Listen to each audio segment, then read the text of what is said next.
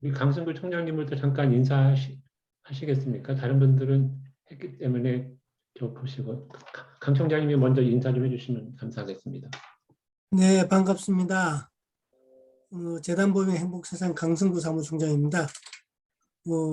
워낙 잘 안 들리세요? 네, 잘 들립니다. 잘 들리세요? 네, 잘 들립니다. 계속하시죠. 네, 워낙 방대한 자료가 준비되고 진행되어 와서 아직 저는 충분히 숙지는 못했습니다. 일단 회의 진행하면서 공부를 더 하면서 열심히 참여하도록 하겠습니다. 저는 2007년 말에 현재 제가 근무하는 재단법인 행복세상 설립 초기부터 시작해서 현재까지 사무총장으로 일해오고 있습니다. 그동안 뭐 다른 시민단체 교육, 협동조합 또 여러 가지 다양한 분야에서 저희 재단이 활동해왔고요. 또 현재도 활동하고 있는 상태입니다. 좀 더 구체적인 사항은 진행되면서 제가 필요한 내용에 대해서는 말씀드리도록 하겠습니다. 네, 반갑습니다. 네. 책도 한번 말씀해 주시면 어떨까요? 책. 책요.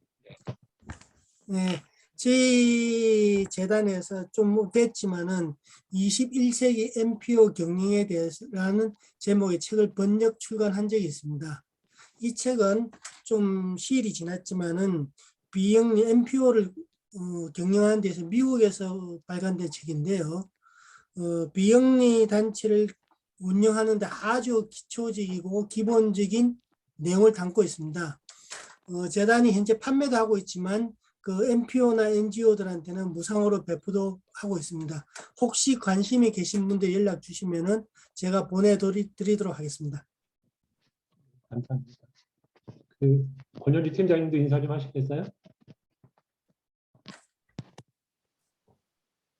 네, 죄송합니다. 이동 중에 줌에 접속했습니다. 네, 저 스마일게이트 희망 스튜디오에서 일하고 있는 권현지 실장이고요. 저는 YMCA라는 NGO 비영리기관에 한 10여 년 있다가 지금은 기업재단에서 일하고 있습니다. 그래서 NGO에서 일하면서 어떻게 비영리 조직이 본인들의 가치를 상상할 수 있는가에 대한 고민이 있었다면, 최근에 이제 기업 사이즈에서 비영리들과 함께 일하면서 NGO들이나 비영리 조직들이 본인들의 가치를 어떻게 커뮤니케이션 해야 기업이나 파트너들이 그것에 대한 공적 투명성이나 신뢰를 인지할 수 있는지에 대해서 요새 훨씬 더 고민을 많이 하고 있습니다. 보내주시는 좋은 자료 많은데 좀 뒤늦게 합류해서 아직 좀 배워가고 있습니다. 그래서 좀 많이 배우고 또 궁금할 때 여쭤보도록 하겠습니다. 김광환 교수님은 지난주에 소개도 하셨지만 혹시 지난주에 정부에게 하셨던 말씀 잠깐 해보시겠어요? 예, 반갑습니다. 저는 지난번 회의에 참석을 못했는데요.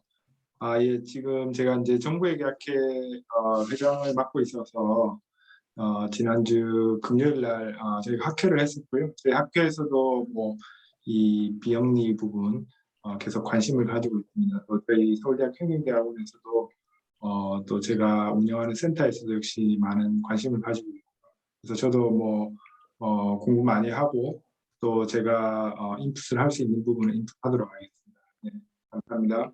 네. 잠깐만요. 오늘 주로 제가 많이 말씀드릴 것 같아서 죄송한데요. 일단 잠깐만 먼저 말씀드리겠습니다.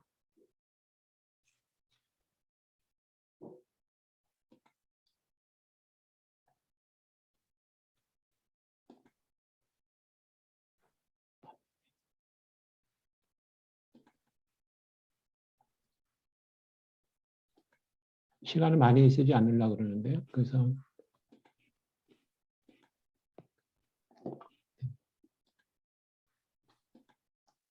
지난번에 보내드렸던 BBBWGR, JCN이 개헌이라고 말씀드리는데 약간 좀 더 한 것도 있는데요. BBB는 우선 이렇게 처음에 등록하고 그다음에 퀘스천웨어 작성하고 그러면 BBB 직원들이 평가를 하고 그다음에 BBB에서 초안을 만든 다음에 그거를 이제 그 서로 협의를 한 다음에 그거를 퍼블리시하도록 이렇게 하고 있습니다. 그 다음에 이제 20개 그 기준이 있는데 여기 써 있는 것처럼 뭐 이렇게 우리나라 하는 식으로 이렇게 포뮬러를 한다든지 뭐 웨이트 스코어 이런 건 없고요. 그 다음에 3년 정도 해서 이제 개발했다는 거고, 그 다음에 단체에 따라서 조금씩 이렇게 플렉서블이 좀 있기도 한 것 같아요. 그 다음에 요거는 인포메이션이 어떤 게 필요한 것들을 이렇게 쭉 해놨던 것들이고요. 그 다음에 임플리메이션 가이드란이 있는데 요걸 보시면 이게 일본이나 그다음에 미국도 마찬가지인데 그 내부형이랑 외부형이 따로 있는 게 아니고 하나만 딱 있어서 그거 가지고 그 단체들도 보고 신청들도 그렇게 하는 것 같습니다.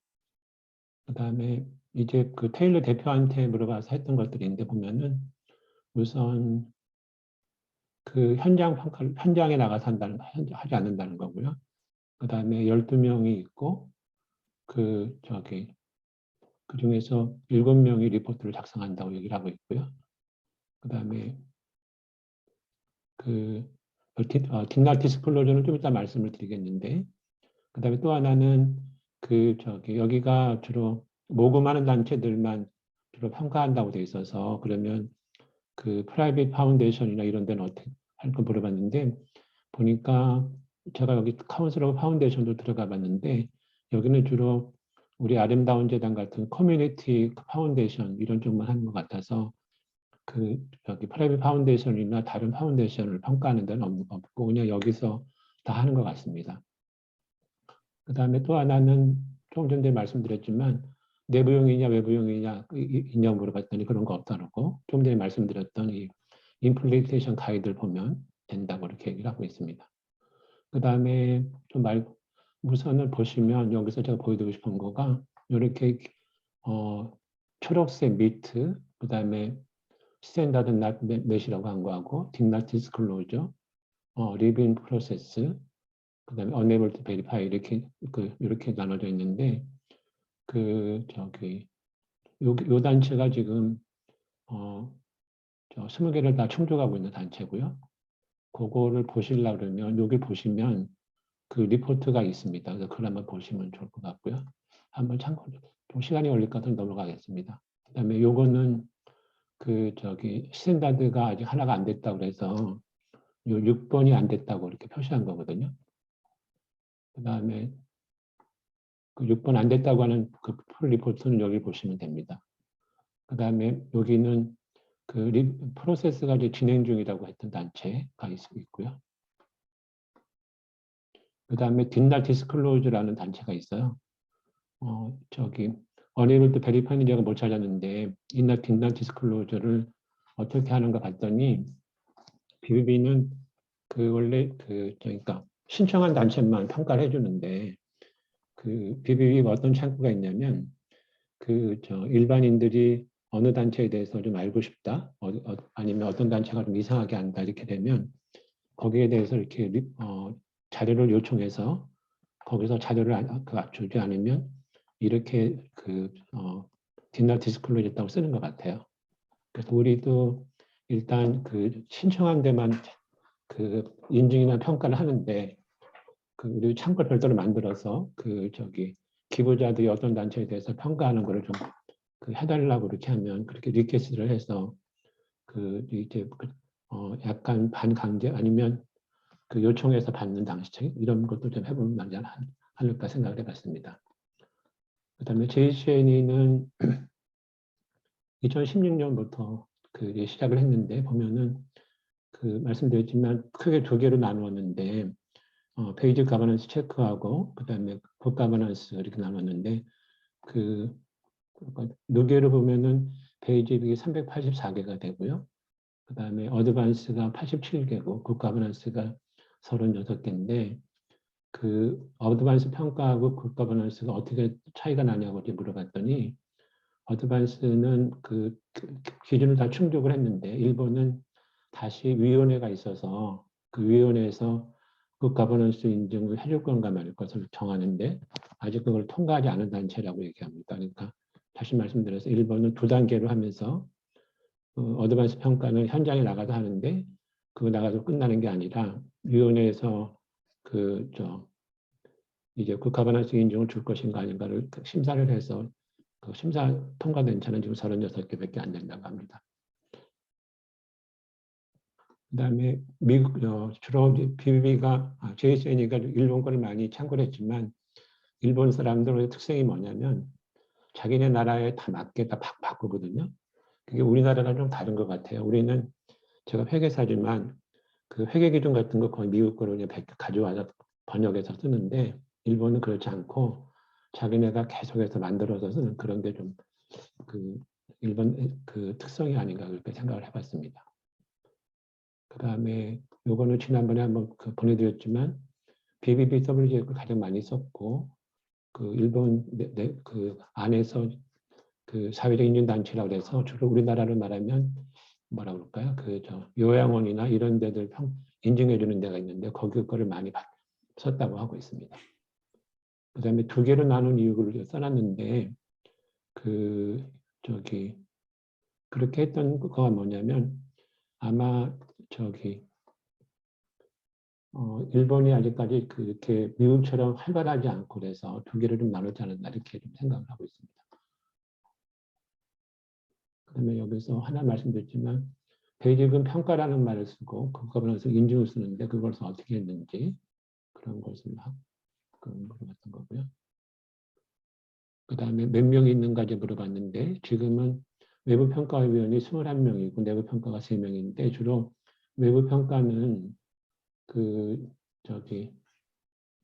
NPO 센터에 우리나라로 하면 서울 NPO 센터라든지 이런 중간 지원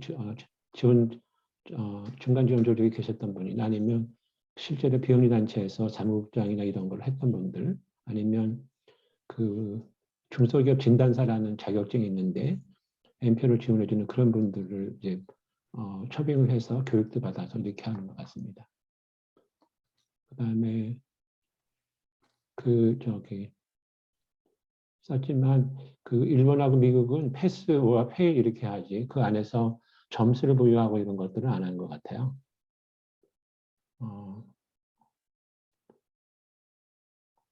그래서 어드밴스에서 굿가버넌스 넘어갈 때 일단 모든 기준을 통과했지만 거기서 뭐 A급, B급, C급으로 나눠서 C 같은 데는 굿가버넌스를 인정하지 않는 경우도 있는 것 같습니다.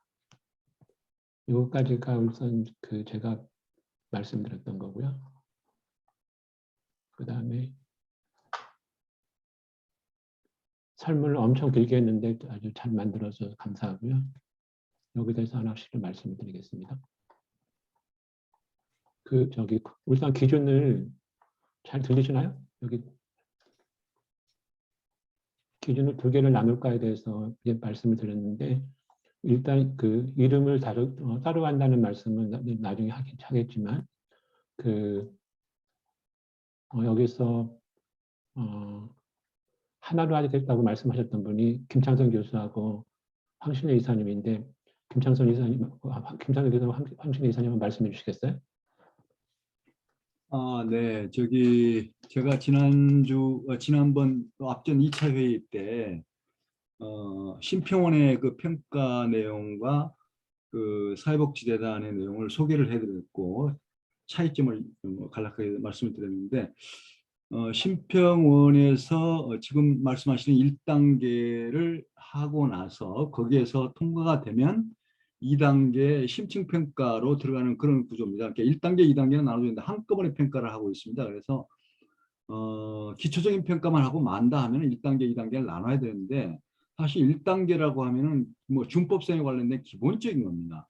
이런 기본적인 구조, 예를 들어서 체납을 했다든가 아니면 임금을 체불을 했다든가 아니면 과거에 과태료 부과처분, 행정처분을 받았다는 이런 것들은 정말 조직관리상 가장 기본적인 사항인데 물론 이것 플러스 알파의 어떤 준법성에 관련된 전반적인 평가는 나름대로 의미가 있지만 이걸로서 1단계 평가를 따로 하고 2단계 평가를 별도로 한다는 거는 좀 불필요하지 않나 저는 이제 그런 생각을 합니다. 그래서 심평원에서 예를 들었듯이 1단계는 기본적인 자격 선에서 평가는 그냥 당연히 지켜야 될 준법성이기 때문에 그것마저 지키지 못한다면 평가의 보류 대상이 되는 것이고 일단 기본적인 사항을 지키는 단체에 한해서 2단계 영향평가를 심층평가를 하는 방법으로 해서 1단계, 2단계를 따로 구분하는 것이냐 아니면 한꺼번에 하는 것이냐 차원에서 저는 한꺼번에 해야 된다라는 쪽에 생각을 갖고 있습니다.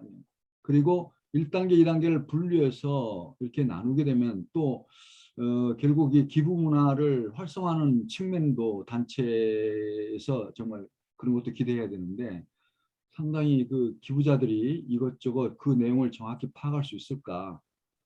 기본적인 식견이 있어야 1단계가 뭐고 2단계가 뭐고 하는 그런 혼돈을 줄 수 있어서 평가는 단순 일어나 하는 주의가 이제 제 생각입니다. 예, 이상입니다.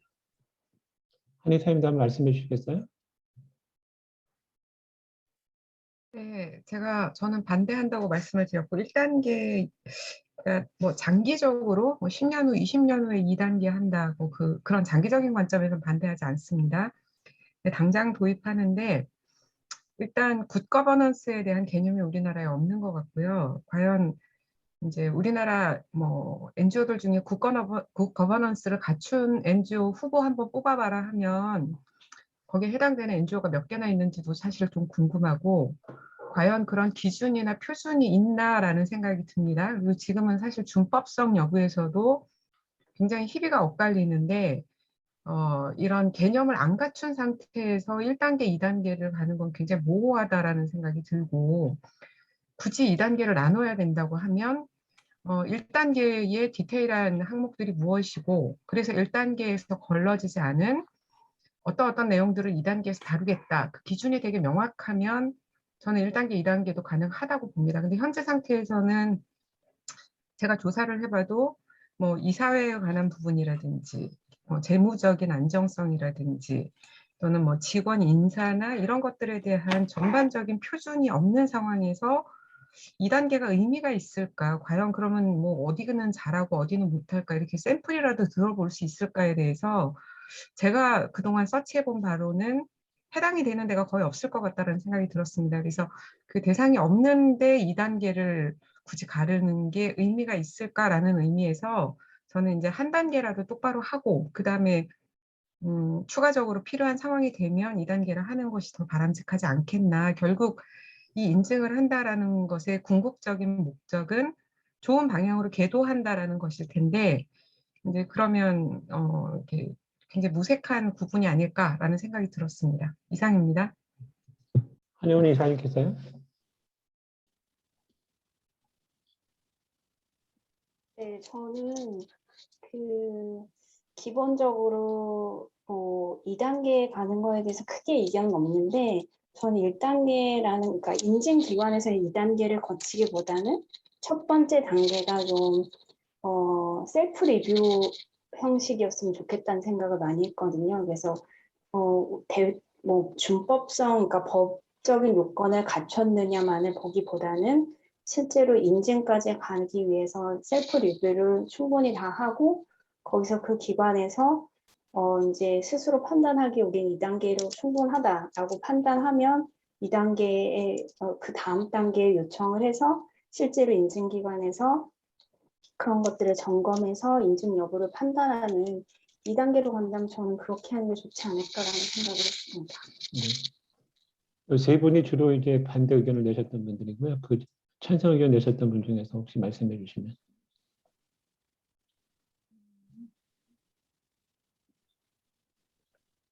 최유성 부사장님이나 아마 다른 분 말씀해 주실래요?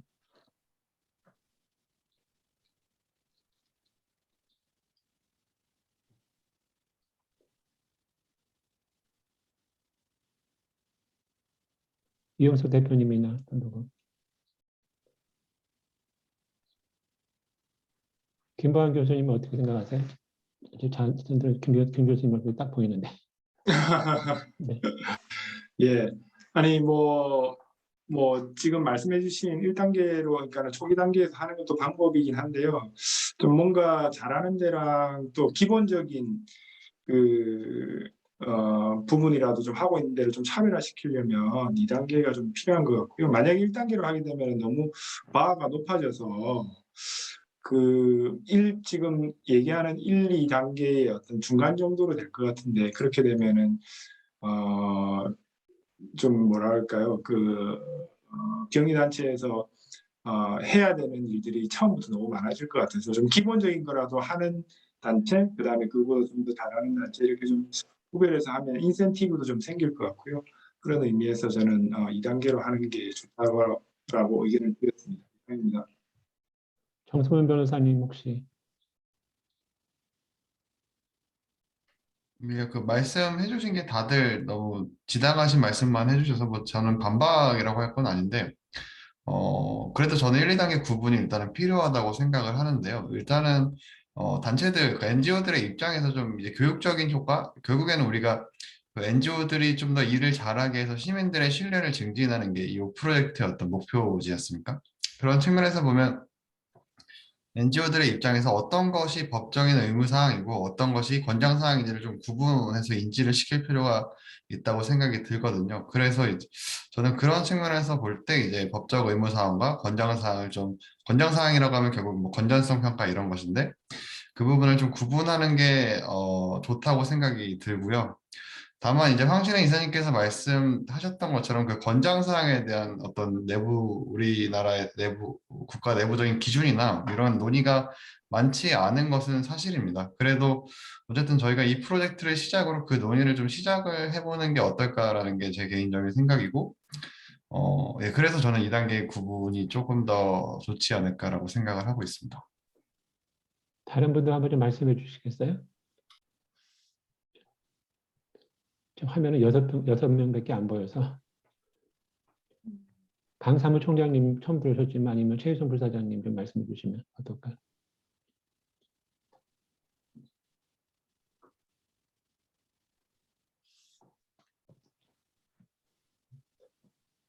예, 들리시나요? 네, 들립니다. 네.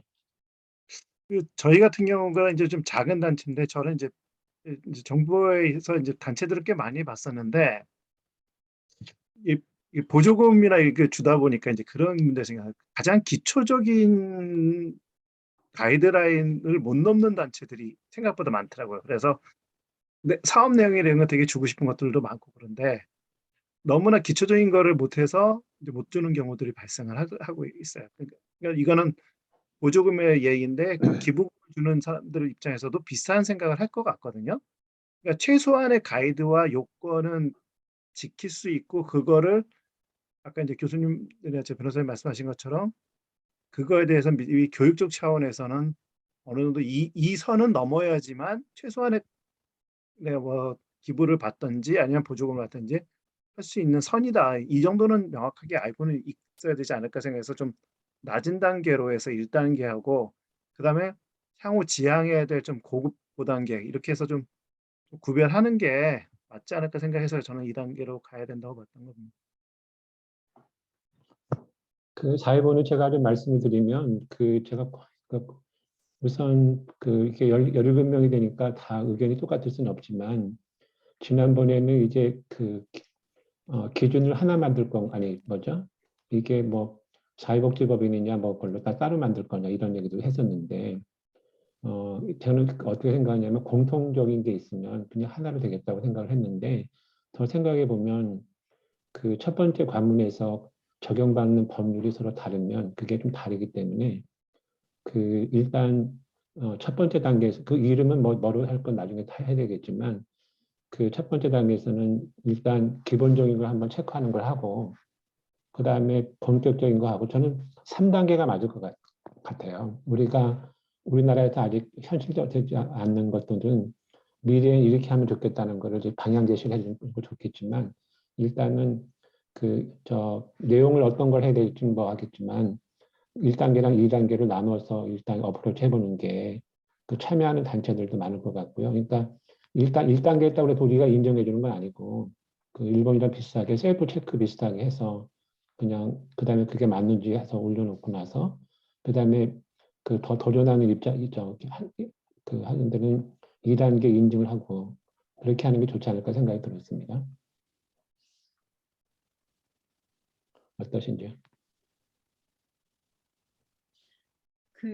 저는 그러니까 참여하는 기관들 입장이 아니라 이 인증이든 평가든 하는 쪽 입장에서 네. 원래 애초에 취지에 어떤 이사회라든가 그러니까 정말 제대로 운영이 되고 있는 거를 더 나와 있는 어떤 정량적인 그 공시된 내용들 그런 차원이 아니라 정말 제대로 이사회는 운영이 되고 있는지 어떤 질적인 평가들을 하는 게 애초에 이제 취지였는데 그렇게 접근했을 때 그 평가나 인증을 하겠다라고 하는 단체가 몇 개나 될까라는 생각이 좀 들고요. 그러니까 부담스럽고 뭐 준비해야 할 것도 많고 그리고 그 단체를 그만큼 투명하게 공개할 수 있는 곳들이 손에 꼽을 수밖에 없기 때문에 이 어떤 인증 기관이나 평가 기관이라고 이렇게 문을 열었는데 실제로 응하는 곳이 없으면 되게 의미가 없잖아요. 근데 그런 맥락에서 봤을 때 조금 낮은 단계에서의 어떤 점검과 기본적인 가이드를 기본적인 뭐 법적 제도적 그런 절차들을 지키고 있는지를 검토하고 그런 차원에서부터 접근을 하면은 참여하거나 이렇게 평가든 인증이든 그거를 시도해 보려고 하는 단체들이 일단은 많아질 수 있겠다라는 측면에서 그러니까 인증을 받고자 하는 단체 입장이 아니라 이제 하려고 하는 단체 입장에서 하려고 하는 곳의 입장으로 봤을 때 좀 낮은 단계에서부터 접근을 하는 게 좀 더 참여를 더 높일 수 있지 않을까라는 측면에서 단계가 있으면 좋지 않을까라고 생각을 했습니다. 맞는 말씀 같아요. 말씀 안 하셨던 분 다른 분도 말씀 오시겠어요? 이승균 팀장님 계신가요? 예. 뭐 지침이나 이런 것들 사실 뭐 비영리 단체와 관련한 거 말고도 다른 여러 가지 지침 같은 것들이나 또 해외에서 또그 비영리 관련해서 가져가는 지침이나 이런 걸 보면 법적인 요건을 조금 뛰어넘는 다양한 내용들이 있는 것 같아서요. 법적인 요건만 충족하는 것들 뭐 그걸로 그치지 않고 뭐 좀 더 장기적으로 간다고 생각했을 때는 2단계로 가고 좀 더 좋은 그림들을 제시하는 게 저도 좋다고 좀 생각이 듭니다. 또 다른 분 말씀해 주실 분 계신가요?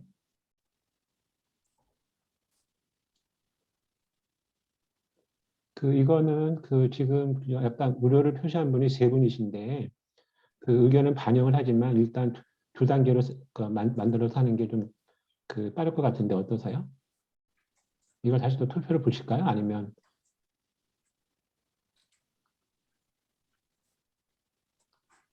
가급적이면 3분이 양해하시고 그냥 2번째로 넘어갔으면 좋겠는데. 이게 어떻게 보면 투표 결과나 마찬가지니까 여기서 뭐 의견만 좀 보충 설명을 듣고 전반적인 건 이 내용을 가지고 네. 결정을 해 나가죠. 그다음에 뭐 차후에 또 어떤 문제점이 발견되면 그때 다시 한번 또 뭐 재토론할 수 있는 거니까 일단은 방향을 제 의견을 잘 말씀을 정하면서. 드리면 전 사실 1단계, 2단계 아까 장기적으로 봤을 때 큰 차이 없을 거다 말씀을 드리긴 했는데요. 네. 제가 2단계를 했던 이유는 말 그대로 2단계 기준이 안 나올 것이다. 저는 이제 그 이유 때문에 말씀을 드렸던 거거든요. 근데 뭐 이렇게 2단계로 하시다가 뭐 제가 예상했던 결론이 나올 수도 있고 아닐 수도 있고 해서 2단계로 가더라도 큰 상관은 없습니다만 아마 이제 문제점에 봉착하지 않을까라는 우려를 미리 말씀을 드린 거예요. 네, 알겠습니다. 일단 2단계로 한번 해볼게요. 네. 그다음에 여기 있는 지금 1단계를 일단 준법성이어서 재단의 동천이나 아니면 우리 정 변호사님이 많이 만들었던 공익 네트워크 우리는 걸 이제 했는데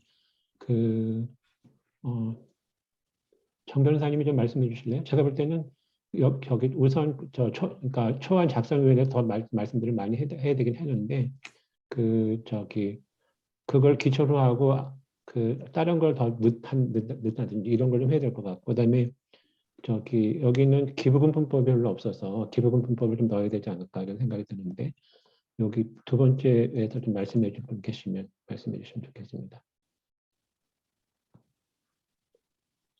저는 뭐 제가 사실 그 카테고리를 짠 거다 보니까 뭐 다른 의견을 드리기가 좀 어려워서 일단 그 문서 보존만 빼고 나머지 카테고리를 유지하는 쪽으로 말씀을 네. 드렸어요. 왜냐하면 문서 보존은 세법이나 뭐 민법 같은 거에 이미 들어가 있거든요. 하위 항목으로. 네. 그래서 네. 별도로 카테고리를 할 필요는 없기 때문에 네. 그렇게 카테고리 설정했고 저는 뭐 추가 의견은 없습니다. 네. 네. 다른 분은 어떠세요? 강 총장님 말씀하시겠어요? 잠깐만 제가 했던 것 좀 네. 올려주시겠습니까? 잠깐만요.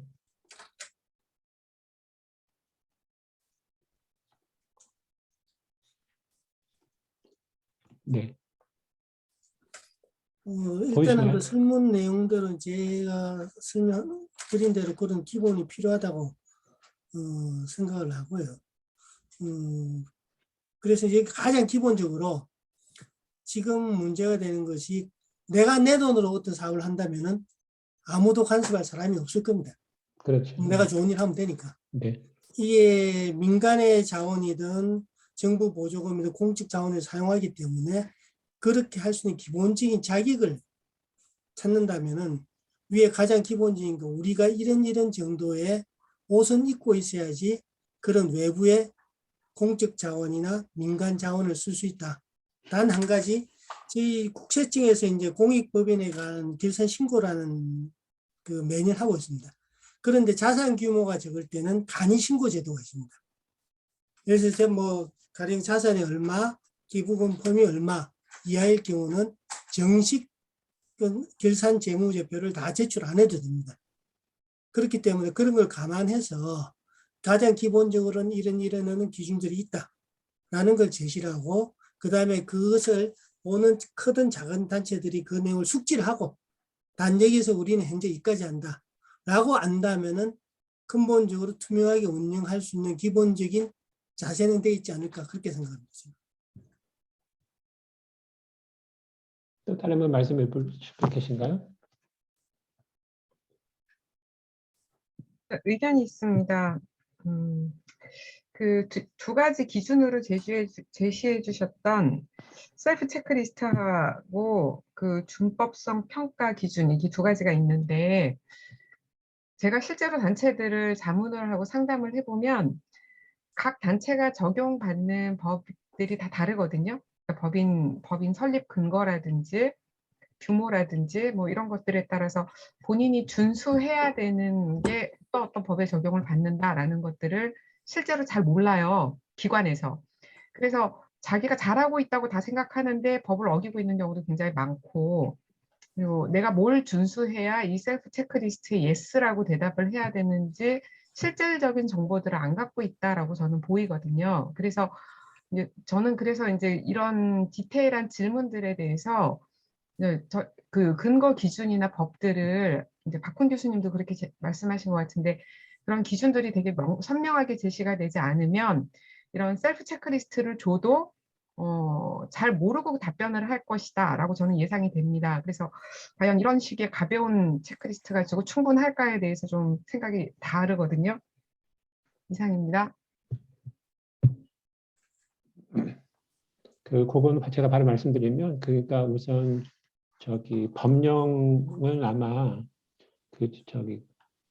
지금 우리는 거도 그렇고 아마 동천 거도 법별로 이렇게 많이 돼 있는데 지금 사실 일본 걸 말씀드리면 일본이 셀프 체크리스트를 올리면 그걸 올린 거를 이 JCNE에서 체크를 해요. 그래서 이렇게 과연 맞겠는지 안 맞겠는지를 하거든요. 그래서 셀프 체크리스트로만 끝나는 게 아니라 여기 새로 설립되는 단체에서 과연 그게 맞는지 그걸 한번 리뷰를 해야 됩니다. 또 다른 분 말씀 좀 해주시겠어요?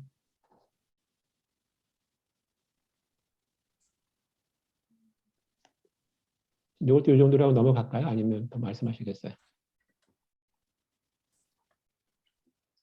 넘어가죠.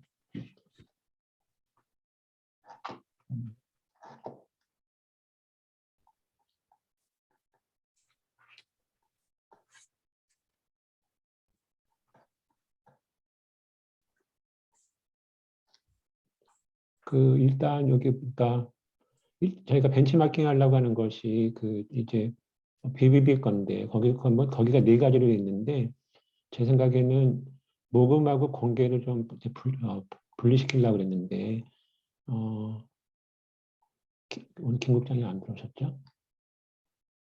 조직 역량 방안은 이제 제가 먼저 말씀드리는데 거기 그러니까 노동부 거보다는 거기는 약간 정부 규제를 받는 데라서 이건 저희가 나중에 좀 생각을 해보겠습니다. 최 실장, 다시 황신혜 이사님 또 말씀하시겠어요? 이건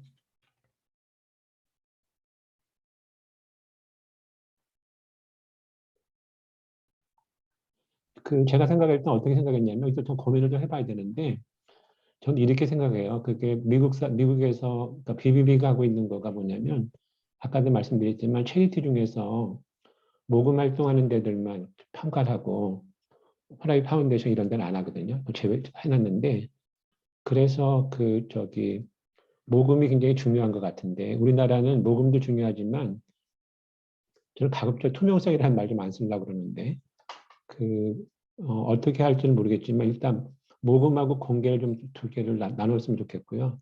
모금만 빼면 우리나라 기업 재단들도 이거 그냥 쓸 수 있거든요. 그래서 모금하고 제가 공개, 네. 의견이 아니라 질문일 수도 있을 것 같습니다. 네. 그러니까 BBB의 평가는 그 대상 자체가 모금하는 기관들이 맞습니다. 왜냐하면 네.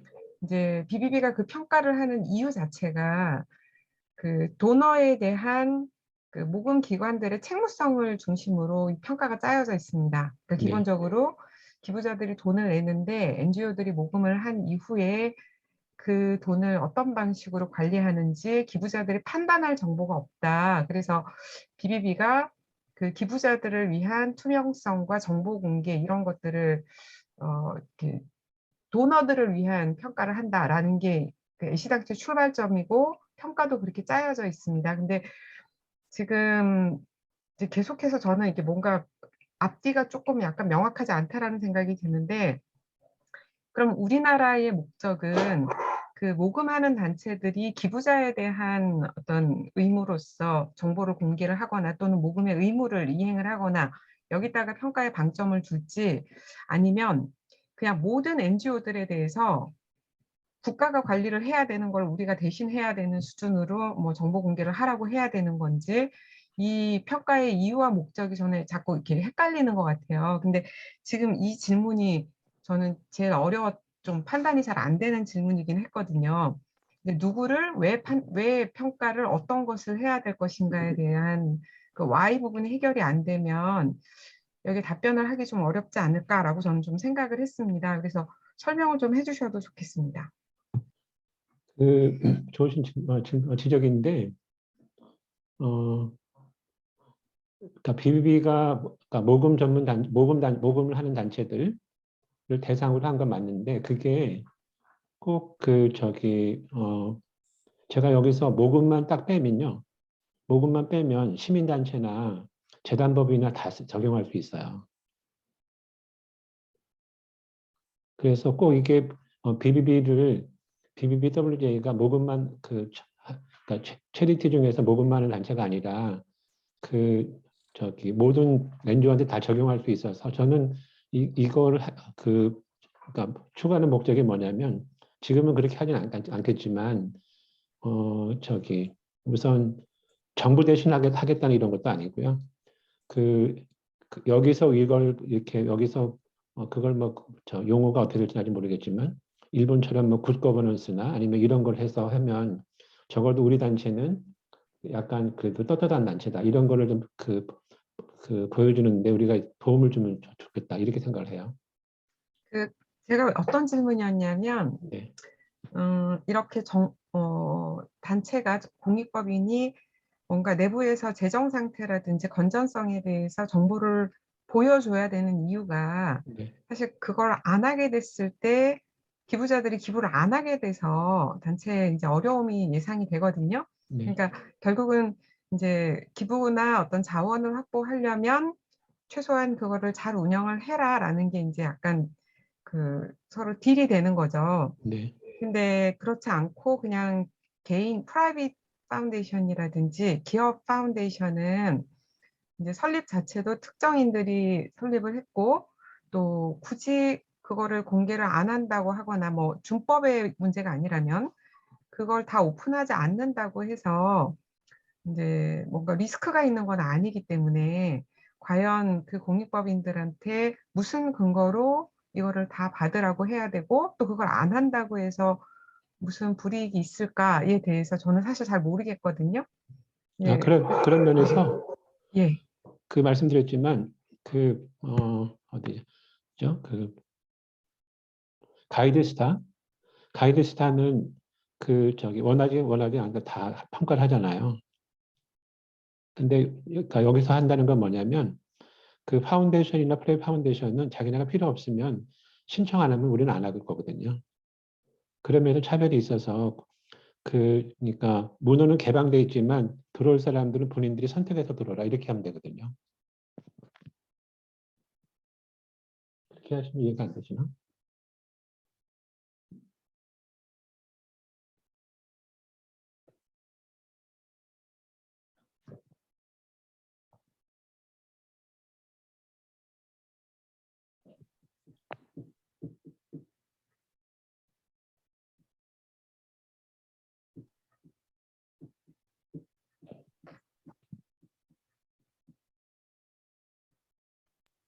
일단 넘어가시죠. 왜냐면 제가 너무 한 질문에 시간을 끄는 것 그래요? 같고요. 네. 네, 네.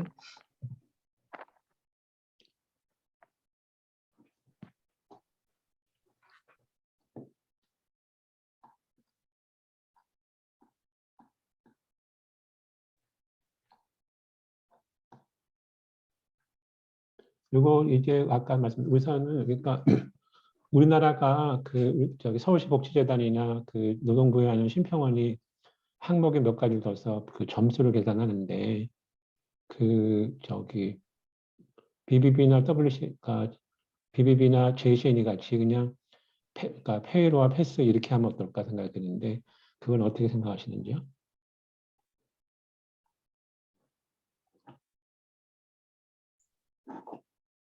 잠깐만요. 말씀하셨던 분들. 제가 이게 잘 안 넘어가서. 김창돈 교수는 그 가중치 평가하자고 얘기를 하셨는데 일단은 지금 뭐 비영리 법인 그 형태별 그 현상을 제가 뭐 정확히는 지금 파악이 안 된 상태이기 때문에 정말 뭐 결론적으로 말씀드리기는 참 어렵지만은 일단은 영리기업에 하면은 이 비영리 단체는 그 크게 아주 6가지 종류로 이렇게 대별할 수 있다 보면은 하나의 그 통일된 기준을 놓고 평가를 하면 분명히 평가에 왜곡이 나올 수 있을 거라는 그 가정이 들어요. 그래서 그럴 경우에는 지금 아까 말씀드린 심평원 같은 경우에도 그 평가 항목에 대해서 그 배점의 형태를 좀 융통성 있게 배점을 좀 달리해서 그런 부분들을 좀 이렇게 조정하는 그런 평가 기준을 운영하고 있습니다. 그래서 우리도 그런 법인 형태가 이렇게 6개 정도에 대별될 수 있는 단계라면은 그런 융통성 있는 부분을 조금 반영을 해서 편차가 나올 수 있는 부분들을 최소화시켜야 되지 않겠느냐 하는 측면에서 일단은 그렇게 지금 가야 되지 않겠냐 하는 건데 과연 그 형태별로 그렇게 많은 부분이 이 대두가 될까라는 것은 제가 법인 형태별로 그 현상을 정확히 파악을 하지 않았기 때문에 조금 조심스럽긴 합니다. 일단은 형태가 형태라는 게 다양하니까 좀 그분을 반영해야 될 어떤 가능성을 둬야 된다라는 측면에서 말씀드립니다. 형태라는 게 뭐 어떤 형태를 말씀하시나? 다른 이제 뭐 종교법인과 저 자선단체하고 뭐 사회복지법인 뭐 등등 그런 형태별로 그러면 나중에 말씀드리는데 그게 형태별로 그 저기 여기 나는 아까 뭐 5가지 그게 크게 차이가 나는 건 이렇게 별로 없을 것 같아요. 별로 없다면 그렇게 큰 문제가 없고요. 혹시 이제 다양한 이제 평가 기준이 이제 여러 항목이 나올 텐데 그 중에 이런 항목을 일률적으로 하나 정해놓고 6개 똑같이 적용하기는 문제가 있겠다라고 만약에 그런 비판 내지는 그런 이의가 들어온다면 그런 부분은 가점 배중 비중을 달리해서 좀 할 수 있는 부분은 있다라는 그런 말씀입니다. 예. 박근 변호사님 오늘 못 오셨는데 여기 아까 패스월하고 점수 들어가는 거는 좀 더 생각을 해보고요. 이승균 팀장님 한번 이렇게 말씀하셨는데 한번 말씀해 주시겠어요?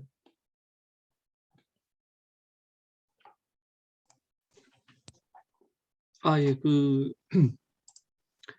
이제 예를 들어 각 항목의 평가 이제 공개한 이제 뭐 페일일 경우에 어떤 항목에 대해서는 또 통과를 했는지 정도는 단체에게 피드백을 좀 줘야 된다고 생각을 했고요.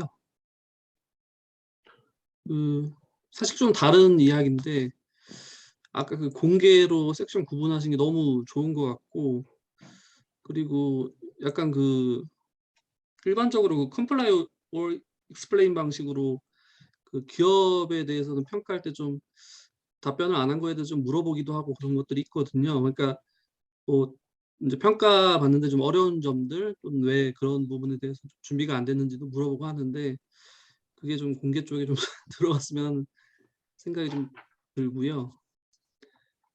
네, 그렇습니다. 이거는 뭐 나중에 좀 더 고민을 더 해볼게요. 네. 이전무님 이게 계신가요? 네. 저기 혹시 교수님 이게 평가받은 기관이 비영리단체가 피드백을 어떤 식으로 주실 계획이신 건가요? 그것도 아마 생각을 좀 해봐야 되는데, 그러니까 고민을 해봤는데요. 그게 아까 잠깐만요. 아이고 어디 있지?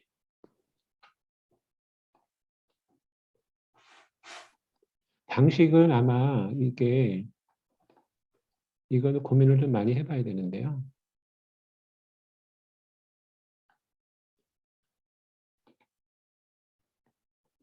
우리도 그렇게 해야 할지는 좀 고민을 해봐야 되겠지만, BBB는 어떻게 하냐면 이 20가지 기준을 이게 통과했다 안 했다를 다 표시를 하거든요. 그리고 통과 안 했으면 통과 안 한 게 여기 있다고 밑에 쓰고, 그리고 그다음에 또 하나가 여기가 풀 리포트인데 여기 좀 늦게 나올 텐데요.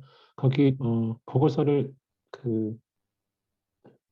처음에 보면 이렇게 나오고 그다음에 보시면 여기가 거버넌스 뭐 이런 거별로 쭉 나와서 이 리포트를 상대방한테 보내서 리포트를 하거든요.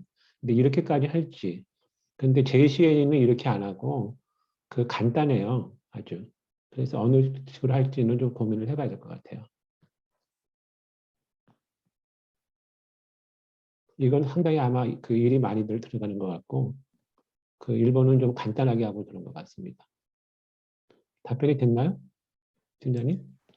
예, 국내에서 기업 ESG 평가하는 것도 지배구조원에서 한 4년에서 6년 정도는 부분 점수를 공개를 안 했는데요. 네. 지금은 이제 사회, 환경, 지배구조 등급을 부분 점수를 공개를 하고 이제 그 과정에서 지금 보여주신 참고 자료를 보여주신 것처럼 굉장히 깊이 있게 피드백을 필요한 부분들에 대해서 피드백을 주는 걸로 알고 있는데 그게 저희 단체에서 좀 진행이 된다면 좀 좋을 것 같다는 생각이 듭니다. 지금 네. 이런 식으로는 아니더라도 필요하다고 생각이 듭니다. 네. 피드백은 아마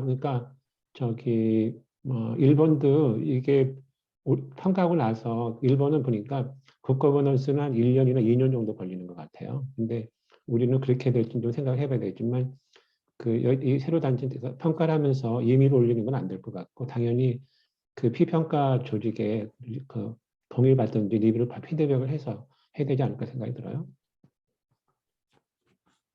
그 정도 말씀드리면 될까요? 네.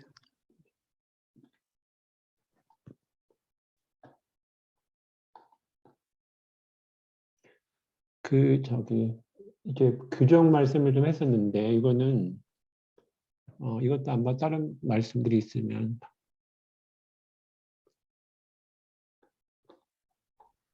여기에 대해서 한번 말씀해 주실 분 계시면 말씀해 주시겠어요?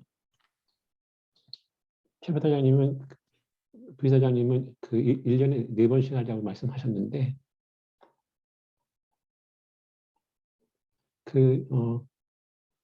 이 규정 얘기를 좀 했던 이유는 뭐냐면 우리나라 특히 이제 작은 단체들이 이런 규정 같은 것들이 없어서 이런 거를 예시를 모범 규정 같은 거를 만들어 놓고 이런 걸 자체적으로 개발을 좀 해야 되지 않을까 그런 생각 때문에 이거 질문을 좀 했었는데. 저는 지정기부금 단체 같은 경우는 저런 규정을 좀 의무화할 필요가 법적으로도 좀 의무화할 필요가 있는 거 아니냐는 생각까지 좀 하고 있거든요. 네네. 이제 그래서 좀 말씀을 드린 거. 근데 그걸 떠나서 일단은 그 내부적인 아까 뭐 투명성이라는 표현을 좀 자제하고 공개성이라는 표현을 하겠는데 밖에서 보였을 때 우리 단체가 좀 공개적이고 언제든지 잘 운영되고 있다. 최소한의 시스템이 작동하고 있다는 것 정도로 해서 내부 통제 차원에서도 아까 그러한 정도의 의무적인 이사회 개최라든지 뭐 이런 거는 있어야 될 것 같아요. 이것도 저는 이제 2단, 네, 말씀 좋습니다. 모든 단체한테 하는 게 아니라 최소한 뭐 지정기부금단체 이상 뭐 이렇게 해서 그런 건 좀 필요하지 않을까 생각합니다. 사실은 우리가 거의 아마 지정기부금 단체가 대상으로 돼야 되지 않을까 생각이 들거든요. 근데 이거를 2단계에서 하지 않고 1단계로 넘길 수도 있을 것 같아요. 그건 어떻게 생각하시는지. 저는 어프로치를 좀 잘 해야 될 필요가 있다라고 생각이 됩니다. 네. 사실 이 규정에 대해서 저희 교육 프로그램에서 굉장히 많은 샘플들을 제시를 하고 있고 실제로 저희도 권장을 하고는 있습니다만 이제 이거를 자율적으로 단체들이 받아들이고 이거는 일종의 담론을 사회적으로 만들어가야 되는 부분이라고 생각이 돼요. 근데 이거를 이제 뭐 인증과 관련해서 필수 사항이다, 뭐 최소한 갖춰야 되는 사항이 이런 거다라고 인증해서 이걸 푸시를 해버리기 시작하면 저는 가이드스타하고 비슷한 역효과가 나지 않을까라는 생각이 듭니다. 그래서 기본적인 방향은 동의를 하지만 이거를 만약에 포함시켜야 된다면 충분히 그런 사회적 동의를 이끌어내가는 중간 유도 과정을 잘 만들어 가면서 해야 되지 않을까라는 생각의 의견입니다. 이게 반발들이 많이 있을까요? 왜냐하면 일방에게 강요할 수 있는 거거든요. 그러니까 남의 기관, 뭐 이제 어떤 인증기관이 뭐 그거 우리 기관이 동의할 수도 있고 안 할 수도 있고 우리 기관이 채택할 수도 있고 안 할 수도 있는 그런 건데 충분히 사회적으로 우리나라에도 이해상충 관련 어떤 NGO들 간에 이런 걸 해야 된다. 뭐 이렇게 막 푸시를 하기 시작하면 거기에 대해서 담론에 참가하지 않았던 곳들은 굉장히 이거를 강하게 강제성 있게 받아들일 가능성이 크거든요. 그래서 이제 저는 이렇게 과도기적, 단계적 접근이 필요하지 않을까라고 생각이 됩니다. 약간 그러니까 동문서답일지 모르겠는데 가이드스타랑 다른 거가 뭐냐면 이거 안 하는 단체는 우리한테 올 필요 없다는 거거든요. 평가 안 할 테 우리가 평가 안 하니까. 그러니까 적어도 여기 와서 평가 받으려면 이 정도 해라 그렇게 하는 거거든요. 그게 강요라고 생각이 될까요? 근데 저 약간 비즈니스 모델하고 계속 연결이 돼서 제가 그런지 모르겠는데 네. 2016년도에 BBB가 그 논프로핏 타임스하고 크로니클스 오브 필란스로피 이 두 가지 신문에서 기사가 크게 나온 적이 있었어요. 뭐냐면 우리나라 가이드스타하고 비슷한 케이스거든요. 대형 펀드레이징 기관들이 펀드레이징 오르가니제이션이 BBB의 정보 공개에 응하지 않았고 그래서 굉장히 의미 있는 그러니까 공신력 있고 국세청에다가 다 신고를 하는 주요한 기관들이 BBB의 요구에 응하지 않은 거예요. 지금도 저희도 가이드스타하고 비슷한 문제가 생기고 있거든요. 근데 그 이유는 NGO들이 우리가 국가로부터 투명성과 준법성에 대해서 다 체크를 받고 있는데 왜 사설기관에 비용을 내가면서 그쪽의 정보에 응해야 하는가 하면서 이제 대형 기관들이 쑥 빠지고 나니까 이제 그 BBB에서 약간 이슈가 생겼던 거죠. 이제 모범이 돼줘야 되는 때들이 안 들어오니까 그걸 언론에다가 또 낸 거예요. 근데 그거에 또 NGO들이 더 화가 나서 이제 그런 민간 사설 기관에 우리를 평가에 넣으려고 그렇게 언론 푸시를 하는 게 맞냐 뭐 이렇게 해가지고 근데 공방이 벌어진 적이 있었어요. 근데 저도 이제 이게 비즈니스 모델하고 연결이 되려면 자연스럽게 NGO들이 여기에 적극적으로 주체로 참여할 수 있어야 되고 그러려면 저희가 담론을 만들어 가면서 건전한 기부 문화 뭐 이런 쪽에 이제 그 의견들을 이끌어내야 될 텐데 뭐 이렇게 갔을 때 과연 저희가 충분히 많은 단체들을 이렇게 끌어올 수 있을지 참여시킬 수 있을지에 대해서도 저는 동시에 같이 고민이 되는 것 같아요. 그래서 이제 말씀을 드린 거예요. 네. 다른 분들 좀 말씀해 주시겠어요? 저는 좀 다른 맥락으로 아까 1단계에서 접근할 수도 있겠다라고 말씀을 해주셨는데요. 이사회 규정이라든가 회계 규정 같은 경우는 그 1단계 예로 들었다 우리는 지표에서도 뭐 표현이 조금 다르지만 어쨌든 기본적으로 갖춰야 할 요소들로 넣고 있기 때문에 이사회 규정이나 회계 규정 같은 거는 1단계로 나눈다면 1단계에서 접근을 해도 될 것 같고요. 근데 윤리강령이라든가, 그러니까 윤리강령이라는 이름은 아니지만 다른 형태로도 뭐 있을 수는 있을 텐데 윤리강령이나 이해상충 관련 규정이나 내부고발 관련 규정들은 아직은 지금 현재에서 이런 거를 갖추고 있는 단체도 뭐 대규모 모금 기관들을 제외하고는 드물 뿐더러 뭐 규모가 작을수록 이게 왜 필요한가에 대한 고민들도 아직은 좀 없을 거라는 생각이 들거든요. 그래서 이거는 맞습니다. 좀 더 깊은 어떤 접근 속에서 나와야 될 것 같고 이사회나 회계 규정 같은 경우는 1단계에서부터 굉장히 기본으로 좀 갖춰야 될 부분들이 있잖아요. 그래서 그건 1단계에서도 접근을 해도 될 것 같습니다. 네, 또 다른 분 말씀해 주시면 좋은 말씀입니다. 아마 윤리강령 이해상충 과정은 좀 모르는 분도 많이 계실 것 같아요. 제 생각에 이게 꼭 뭐 만약에 규정의 예시라는 게 아까 그 말씀하신 것처럼 뭔가 단체에서 강요하는 듯한 그런 느낌을 받는다라고 생각할 수도 있을 것 같거든요. 근데 그거는 저희가 이제 그런 방향으로 좀 유도하려는 그런 의도를 가지고 있기 때문에 그 기준을 만들 때 체크리스트, 그러니까 아까 뭐 패스 페일이나 아니면 그 가중치를 주든지 할 때 그 기준을 어떻게 정하느냐, 그걸로 충분히 예시가 가능하다고 생각이 듭니다. 그래서 꼭 규정, 이렇게 또 포멀한 규정의 예시 이렇게 제시하기보다는 그 평가 기준에서 이런 거를 하고 있느냐 이렇게 몇 가지를 얘기를 해주면 그게 좀 뭔가 가이드라인으로서 역할을 하지 않을까 그런 생각이 듭니다. 이상입니다. 네. 또 다른 분 말씀해 주시겠어요? 제가 한번 말씀드리겠습니다. 네. 뭐 저희들 재단에서 했던 일 중에 하나가 이제 규제 개혁 쪽에 관한 연구를 한번 한 적이 있는데요. 네. 지금 아주 이런 기본 논의의 가장 큰 전제는 어떤 틀을 만들 때 그 틀을 지키기 위한 비용이 과도하게 지출되면 안 된다고 보고요. 그렇죠. 맞아요. 두 번째는 지금 계속 강조해서 이거는 본인이 원하지 않으면 우리가 강제하는 일이 아니라는 걸 전제를 하고 계시지 않습니까? 네. 네. 그러면은 여기서 이제 NPO든 NGO든 공적 자원이든 민간 자원을 가져올 때, 자, 이런 기준을 우리가 지키고 있다. 그러면 이런 어떤 패스페일이 됐든 아니면 어드밴스드 과정을 거치든 간에 우리는 그걸 받을 수 있는 자격이 있다는 것이 저희들이 좀 더 객관적이고 만들어진다면은 그거는 누가 하라 마라가 아니고 나는 이게 있기 때문에 당신들한테 내가 투명하게 운영된다는 걸 전제로 신청한다. 뭐 재원을.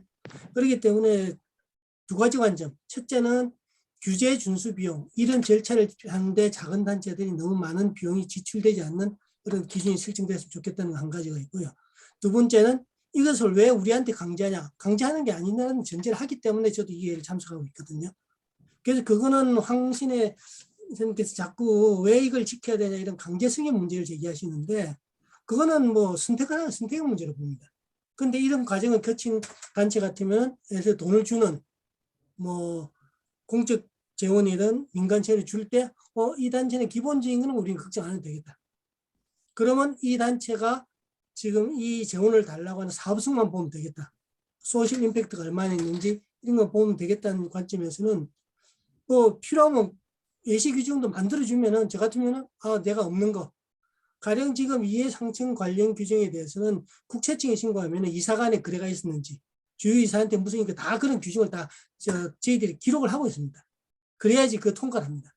그거는 이제 공익법인에 대해서 한정된 이야기지만은 그런 부분을 해준다면 우리가 가령 내가 물건을 살 때 쉽게해서 내 집사람한테 물건 안 사야 된다든지 가장 기본적인 거. 물론 집사람한테 지금 뭐 집에 이제 집에 친척이 좋아하는데 그 사람이 기부를 하면 좋은데 그게 아니고 거기 사기 시작하면 또 비즈니스 가거든요.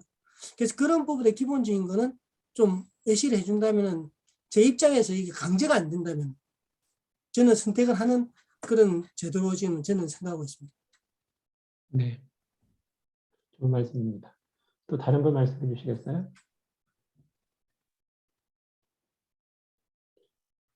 넘어가도 될까요? 네, 아니면- 넘어가시죠. 네.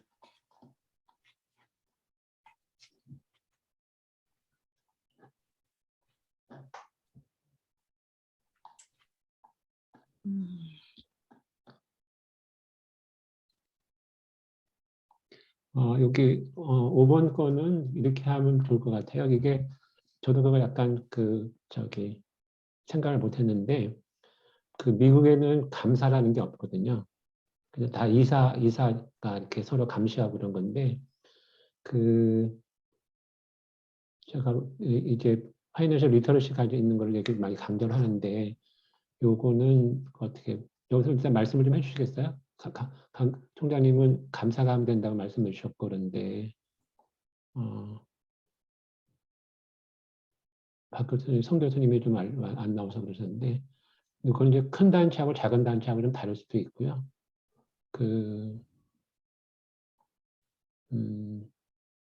이게 그러니까 영세한 단체들은 어떻게 할 건가 좀 더 고민들을 좀 해봐야 될 것 같아요. 혹시 여기서도 말씀하실 분 계신가요?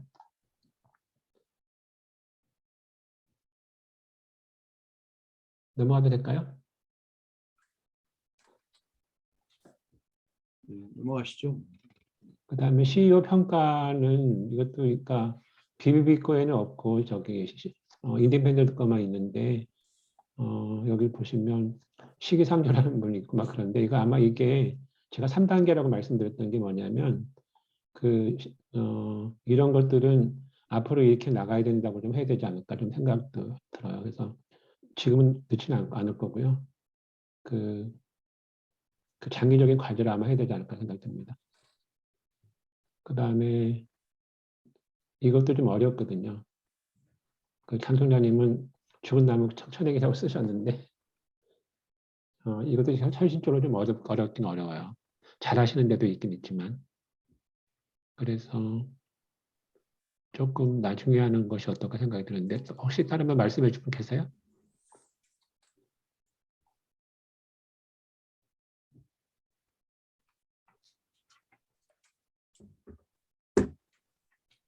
한의원 이사님 월드비전은 국제 기준이 있어서 굉장히 아마 까다롭게 하셨을 것 같고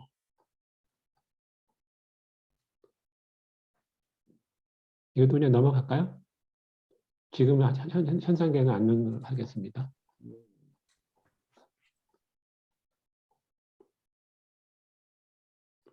이거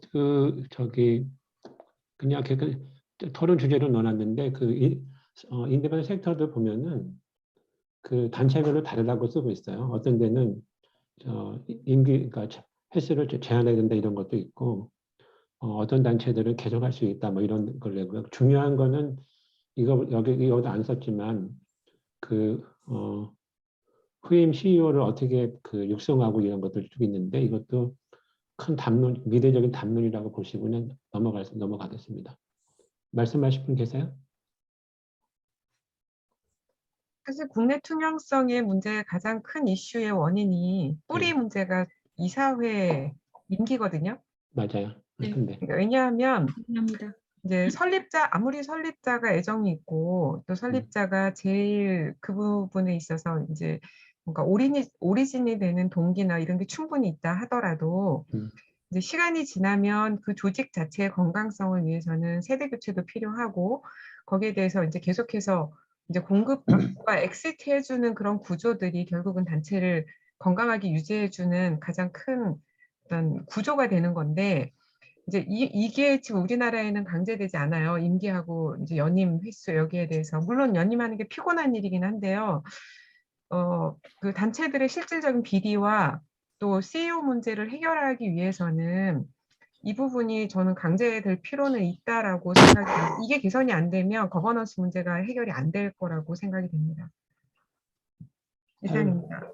다른 분들 어떠세요? 저도 동의하고요.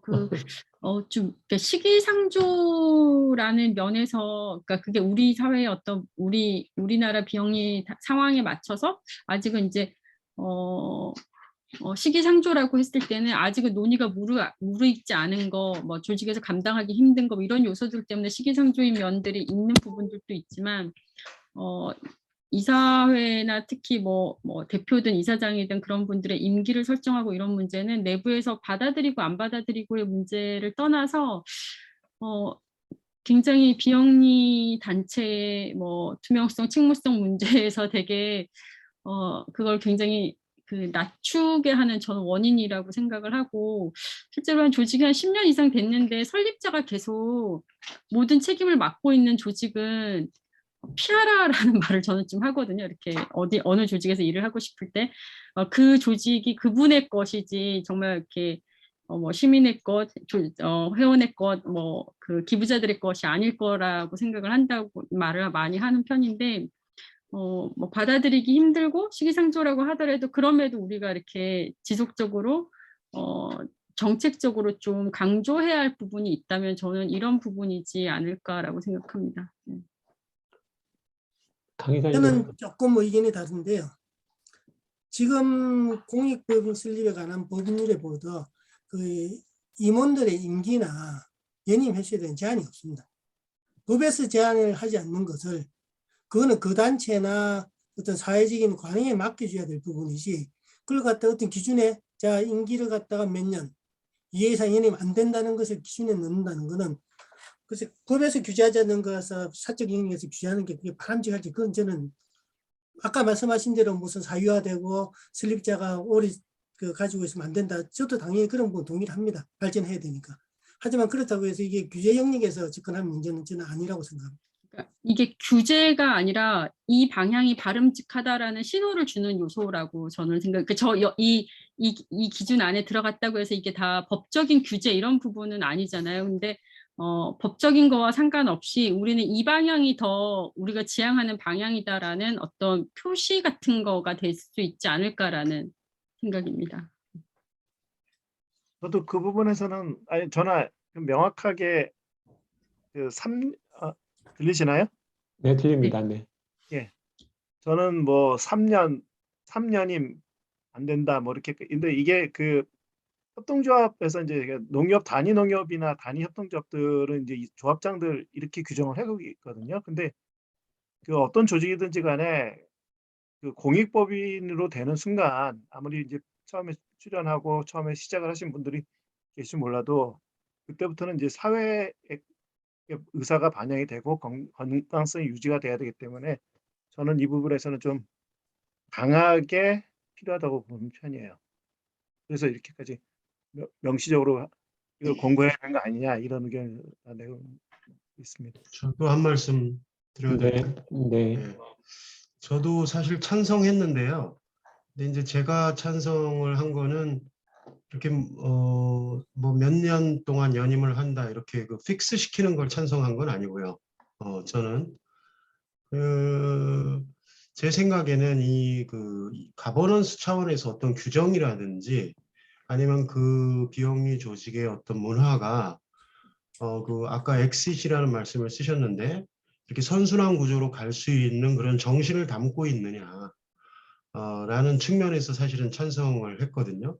그래서 지금 서두에 말씀드린 것처럼 우리가 법이 있는데 법보다 더 엄격하게 하는 거를 좋다고 할 수 있는 건지는 좀 생각할 필요가 있고요.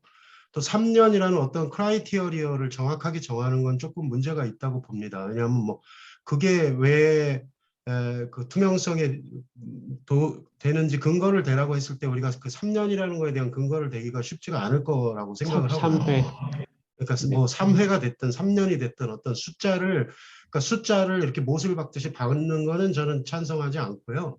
제가 찬성을 했던 거는 그럼에도 불구하고 이런 부분들에 대해서 그 조직 문화가 그렇게 그 어떤 한 사람이 장악하지 않게끔 하는 그 견제 장치 측면에서 규정 같은 것에 뭐 그걸 반영할 수 있는 현실적인 방법은 있다고 생각을 하거든요. 그래서 그런 좀 온건한 측면에서 찬성했다 이렇게 제 의견 말씀드리고 싶습니다. 예. 또 다른 부분 말씀해 주시겠어요? 사족인데요. 네. 예, 말씀하세요. 먼저 말씀하십시오. 예. 뭐 제 생각에는 이게 어떤 뭐 이걸 안 지키면 뭔가 페널티가 있는 게 아니고 자발적으로 그런 평가를 받는 거기 때문에 아니면 인증을 받는 거기 때문에 법하고 굳이 관련을 시킬 필요는 없다라는 생각이 들거든요. 법은 최소한의 어떤 규정이고 또 법이 아니기 때문에 오히려 좀 더 플렉서블하게 다른 나라에서 어떻게 하고 있는지 이런 것도 좀 자유롭게 받아들일 수 있다라는 생각이 듭니다. 법은 훨씬 더 좀 그 절차나 이런 것들이 굉장히 복잡하고 그렇기 때문에 이 플렉서블하게 어떤 추세의 변화에 적응하기 힘든 상황인데 그래서 이게 실제 단체 운영하는 입장에서도 이거를 이렇게 뭐 3년임을 제한해야 된다든지 아니면 그 뒤에 나오는 질문들도 다 비슷비슷했던 것 같은데요. 이런 것들을 생각을 못하고 있을 수도 있다고 생각이 됩니다. 그래서 이런 거를 좀 가이드라인을 주고 뭐 이거에 대해서 우리가 이렇게 이거를 하고 있다 안 하고 있다 이렇게 표시를 해주는 것만으로도 나가야 될 방향을 좀 제시해 주지 않나 그런 생각을 합니다. 이상입니다. 또 다른 분 말씀해 주시겠어요? 오늘은 10시 좀 넘어갈. 근데 제 생각은 이렇습니다. 이거 만약에 넣으면 저는 이거 비즈니스라고 생각은 하지 않는데 그 상당한 단체가 우리 블레임할 수도 있을 것 같고 그 다음에 안 올 수도 있을 것 같아요. 근데 그래서 제가 3단계로 하자는 말씀이 뭐냐면 그러니까 비영리 조직 지배구조 관계 이렇게 교육하는 데 보면 실무자들만 오는데 실무자들이 하는 얘기가 뭐냐면 이 강의 우리 이사장님이 들었으면 좋겠다 이런 얘기 많이 하거든요. 근데 우리가 이 기준을 만들면서 제가 이름 공개하자고 얘기하는 거하고 또 하나 말씀드린 게 뭐냐면 설명을 쭉 써서 과연 이사장이나 이런 사람들이 얼마나 볼지 모르겠지만 우리는 이렇게 나가야 됩니다. 지금은 적용하지 않지만 그렇게 쓰는 게 약간 현실적이지 않을까 생각이 들어요. 어떠실지 모르겠지만 토론은 계속 하겠습니다. 이거 자칫하면 벌집 쑤시는 결정이 될 수 있거든요. 벌집 쑤셔야 되지 않을까요? 이건 되게 과감하네. 일단 이거 넘어가겠습니다. 그 다음에 이거 잠깐만 이거 어디까지 갔나?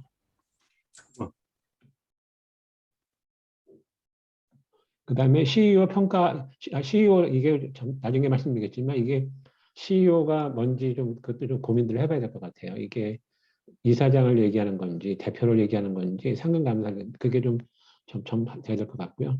그 다음에 죄송합니다. 7번 그냥 넘어가겠습니다. 잠깐 아까 할 거고요. 유니메스 잠깐입니다.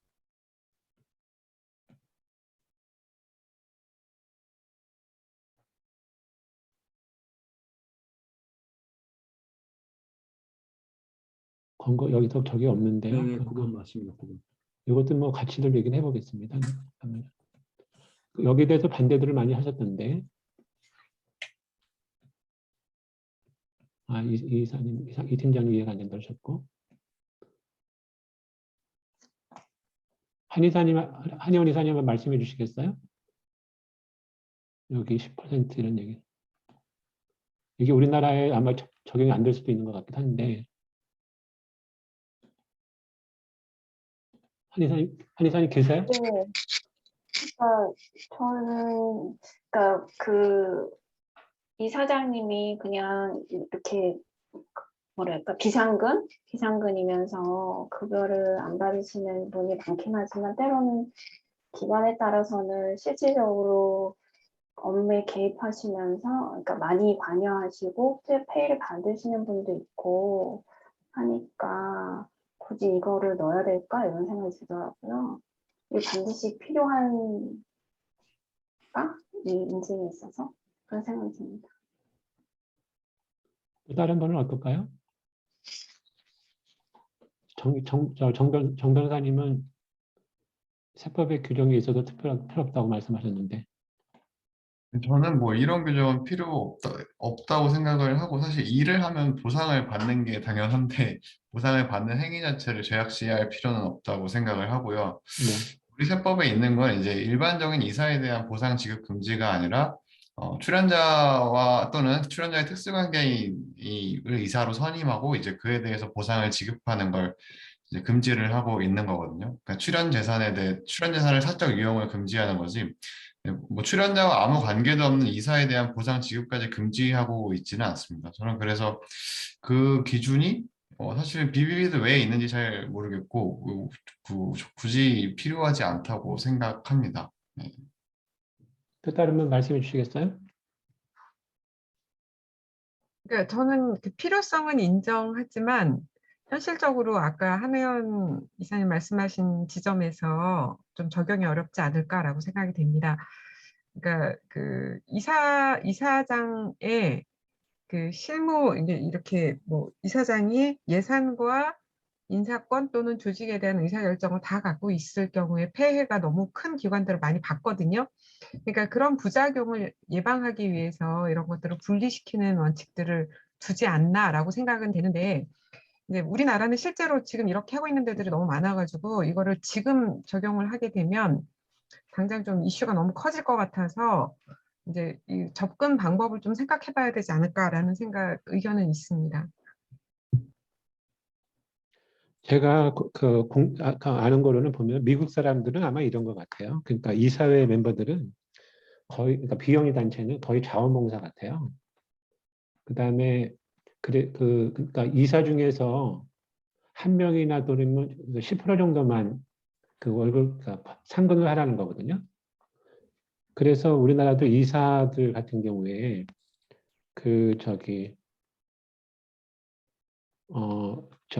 그러니까 현실적으로 일하시는 분들, 그분들을 그러니까 이사로 들어온 사람들은 이사 중에서 실무하는 사람들은 10%만 하라는 거죠. 그래서 이사회가 약간 뭐냐면 무보수고 그다음에 집행기구를 약간 감시하는 기능, 그게 아닐까 생각이 들어요. 그래서 우리나라도 아마 가능하지 않을까 생각도 드는데, 그 세법에서 얘기하는 특수관계에서 지급하는 그거랑 좀 별도로 있는 것이 아닌가 생각이 들어요.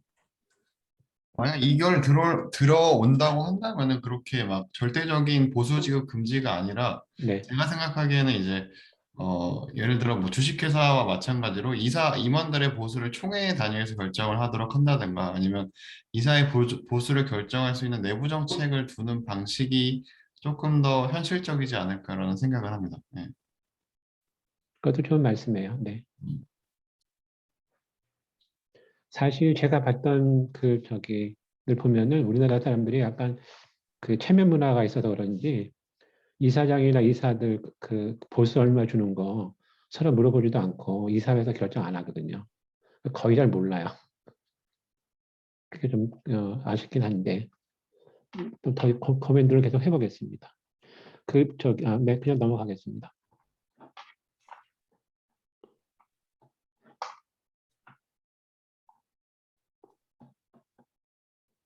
그다음에 여기 이사회 명단 공개하는 거에 대해서 약간 반대하신 분들이 계셨는데, 이 대표님 불필요하다고 말씀하셨는데 어떻게 생각하실지. 글쎄요, 이거 예. 저는 현 단계에서는 조금 내용까지 저는 일단 형식을 좀 우리가 인증을 하는 거에 있어서 형식을 좀 완벽하게 인증하는 것으로 했으면 좋겠고, 그게 이제 저도 사립대학교 회계감리 같은 걸 해보면요, 이제 공시하게 되어 있고 또 감리할 때 이렇게 보는데 좀 굉장히 좀 실질적으로 중요한 건 또 비공개로 이렇게 하는 경우가 또 많이 있더라고요. 아니, 여기 임원 명단. 임원 명단? 네. 이사회 명단. 네.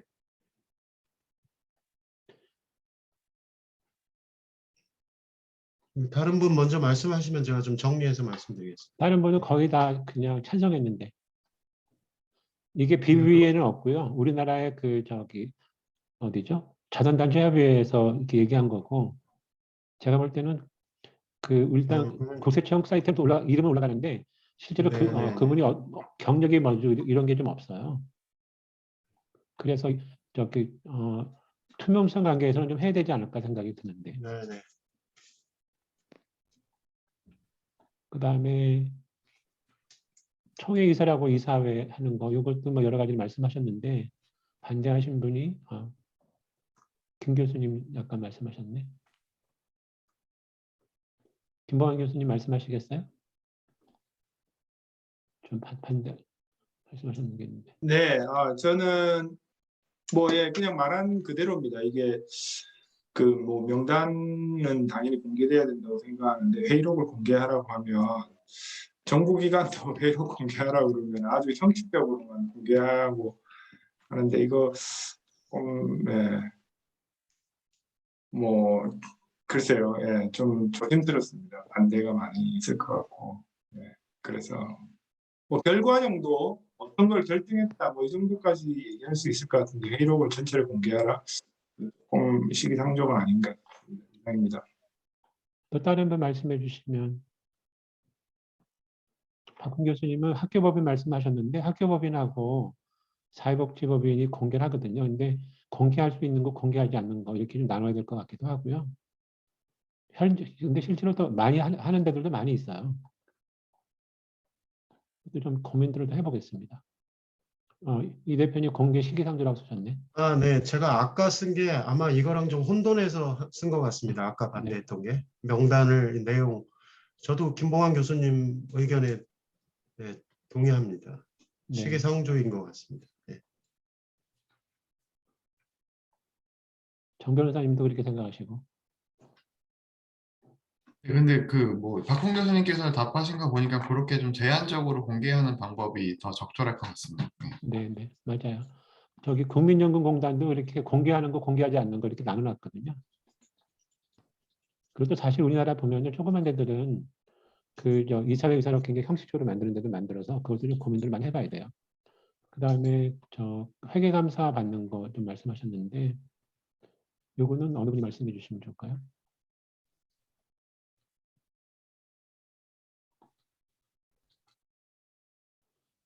정철현님 한번 말씀해 보시겠어요?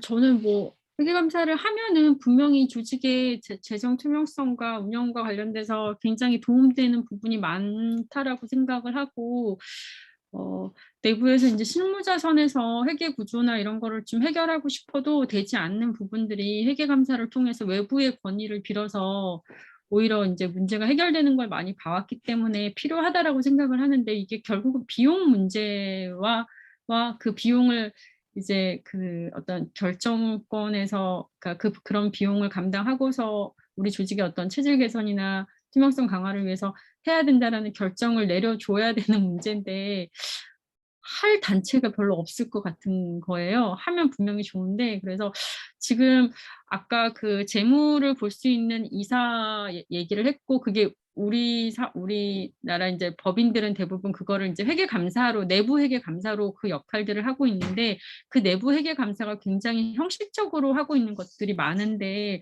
오히려 그 내부 회계감사, 그러니까 비영리 조직의 내부 회계 감사는 어떻게 이루어져야 되고 뭘 봐야 하고 이제 어떤 가이드를 어떤 식의 이제 그 조직의 내부 문제를 어떻게 해결할 수 있는지를 좀 그런 가이드를 주는 방향으로 제시를 하는 게 어떨까 싶었습니다. 기본적으로는 뭐 큰 규모든 작은 규모든 회계 감사를 받는 게 조직에 도움이 된다라고 생각을 하는데요. 할 수 있는 단체는 많지 않을 것 같아요.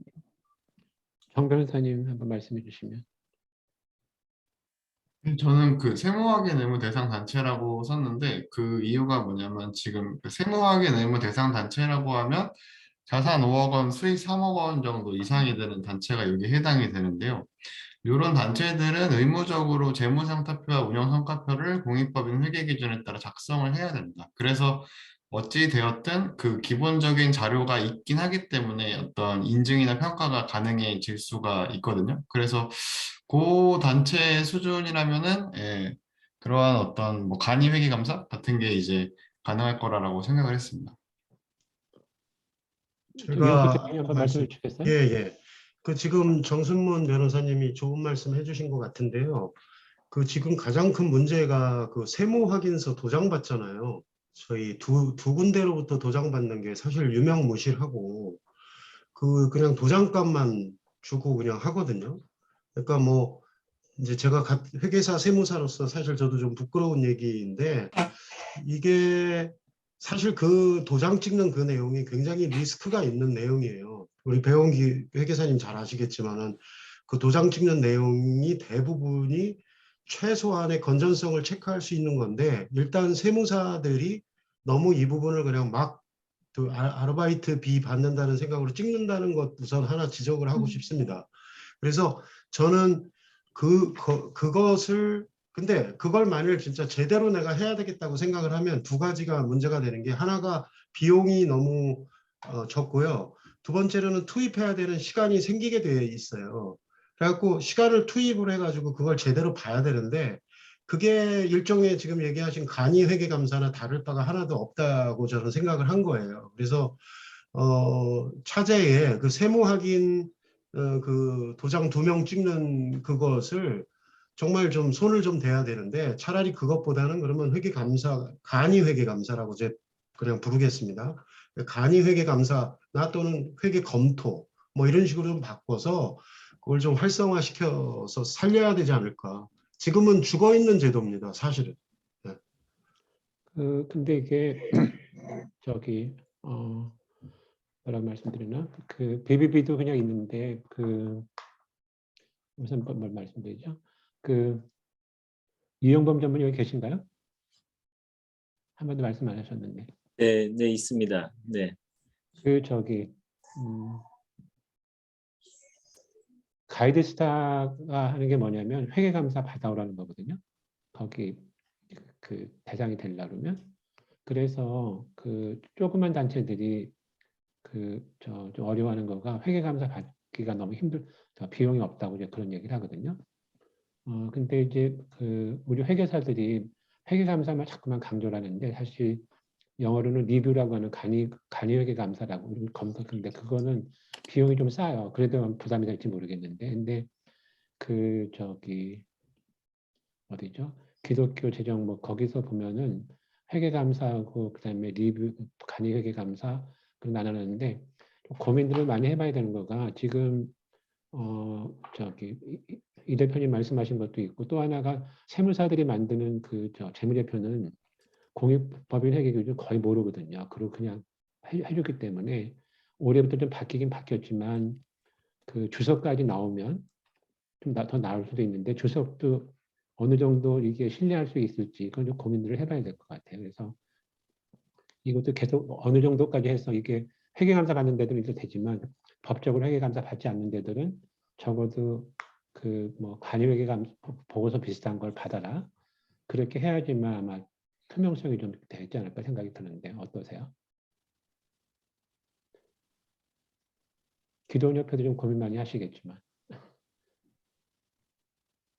예, 그렇습니다. 그래서 저희도 사실 그 50년 이상 그 내부 회계감사만 받아왔었는데 실제로 그 사회적인 이슈 때문에 이사회에서 그 외부 회계감사의 필요성에 대해서 이제 논의가 됐고 제가 이제 실무를 맡고 있으면서 외부 회계감사를 이제 받기 위해서 실질적으로 이제 인증을 받기 위해서 그 과정으로 이제 외부 회계감사를 이제 찾아왔던 거고 그래서 사실 저희는 이제 고민을 어떻게 했냐면 실질적으로 이제 대형 그 회계법인에서 받는 외부 회계감사는 사실 너무 비용이 많이 들기 때문에 저희는 이제 또 다른 방법을 좀 찾았습니다. 그래서 저희 그 멤버십 중에서 회계법인을 하고 있는 분의 그런 좀 도움을 받아서 그렇게 좀 진행을 한 부분이 있네요. 예. 이것도 오늘 결론 내지 않고 계속 고민을 해보겠습니다.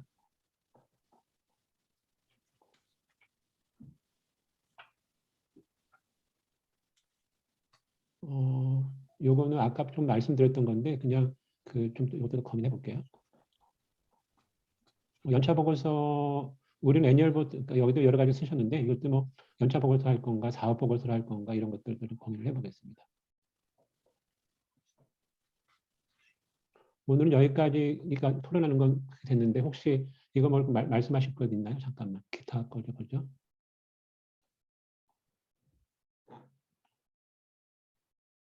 일단 이걸 그렇게 하고요. 박근 교수님 건 좀 더 생각을 해보겠습니다. 이걸 제가 하기 전에 그냥 말씀하실 분 있으면 말씀 좀 해주시면.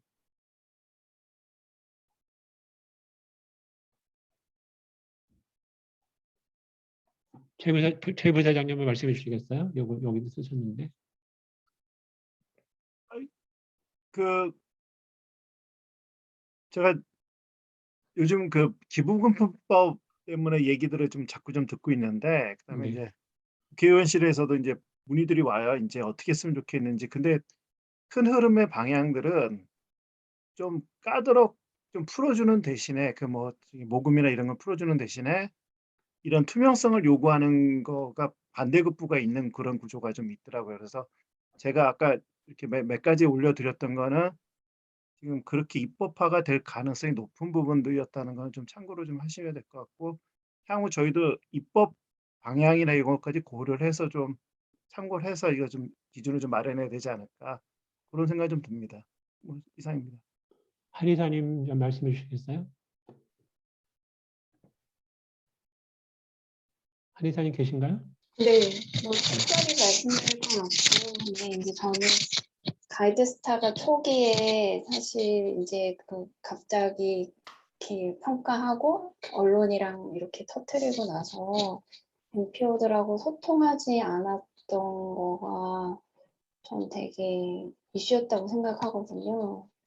문제였다고 생각하고, 그래서 저희가 뭔가 평가 인증 이 과정까 뭐 나중에 그거를 이제 저희가 실시하게 될 때 좀 가이드스타가 범했던 그런 것들, 그런 저희는 잘 좀 전처를 저희는 피해서 네. 잘했으면 좋겠다라는 생각이 네. 들고, 최대한 저희가 하는 내용들을 좀 공개하고 투명하게 가져가고, 그래서 우리가 평가를 받는다가 아니라 우리가 좀 더 가이드하는 기관으로서의 역할이 되면 좋겠다라는 생각을 했습니다. 네. 한의사님 마지막에. 네, 사실 고민이 많았습니다. 왜냐하면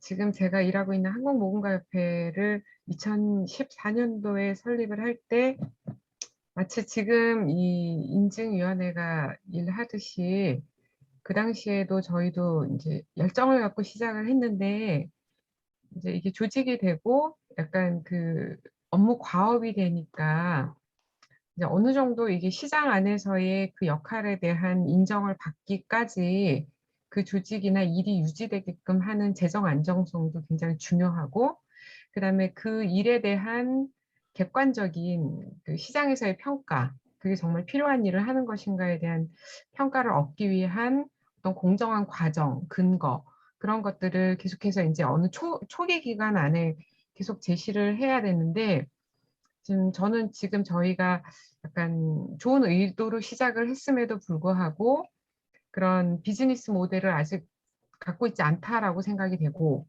두 번째는 이제 이거를 인증이냐 평가냐 이렇게 저희가 훅 들어갔는데, 조금 전 한혜연 이사님 말씀해 주셨던 것처럼 이제 그런 NGO들과의 소통하는 데 있어서 충분히 의견을 이게 왜 필요한지, 어떤 과정을 통해서 만들어졌고, 그리고 어떤 근거들이 있어서 이런 기준들이 중요하다라고 하는 것을 그 과정 안에서 충분히 같이 동의를 구하지 않고 저희끼리 결정을 하고 넘어가게 되면 분명히 이제 부작용이 더 커지지 않을까라는 우려가 동시에 있는 거예요. 이 일이 필요하다라는 것을 알매도 불구하고 그런 이제 선례된 학습이 있었기 때문에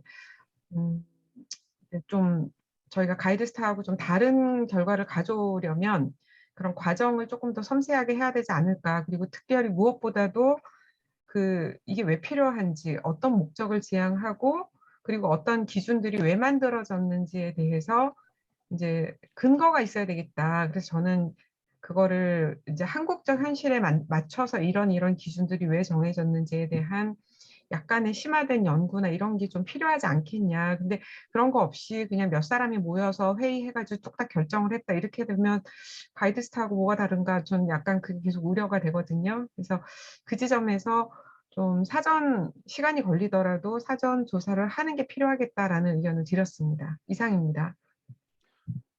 사전 조사는 구체적으로 어떤 거 말씀하시나? 이제 한국 NGO들의 사실 현황도 지금 오늘 회의에서 저희도 논의를 해봤지만 각자 보고 있는 각도가 다르거든요. 현황에 대한 파악도 다르고, 그다음에 저희 목적도 조금씩 서로 엇갈리고 있는 것 같고, 기준을 나누는 것에 대해서도 다른데, 사실 현장으로 나가면 더 복잡하거든요. 더 복잡하고, 이제 주무관청 제도 때문에 일단은 단체들이 다 각자 다른 렌즈를 갖고 있고, 그다음에 주무관청 제도가 아니더라도 세법상에서도 서로의 입장이 갈리고 있고, 그리고 뭐 기부금품법에 대해서는 거의 뭐 무주공산이나 마찬가지예요.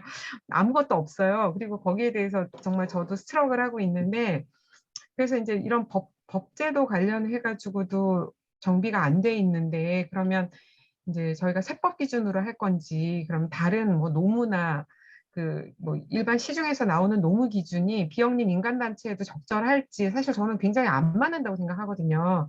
그러면 저희가 뭐 공익법인만을 대상으로 해서 그중에 뭐 어떤 것을 어떤 목적으로 어떤 순서로 어떤 단계를 거쳐서 접근을 해야 될지 이런 것들에 대한 기초 설계도가 없이 그냥 일단 해놓고 본다? 그러면은 전 초반에 부작용이 너무 크지 않겠나 하는 생각이 들어서 일단 NGO 현실에서 저희가 뭐 목적하고자 하는 바 대비 그 영역에 해당되는 현장의 조사를 약간이라도 하고 그래서 어떤 기준이 가설에 입각해서 그게 맞는지 그런 정도의 검토는 하고 나서 저희가 제도의 평가를 좀 들어가야 이제 그런 과정이 만들어지는 과정 안에서 의견 수렴도 하고 또 그래서 결과가 이렇게 나왔다 이렇게 공표도 하고 하면서 이제 생각을 좀 끌어가는 과정들이 만들어지지 않을까라는 생각도 들거든요.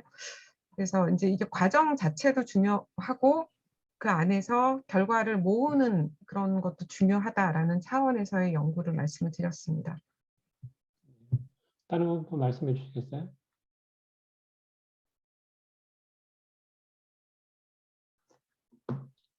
이승균 팀장님 말씀하실 거 없어요?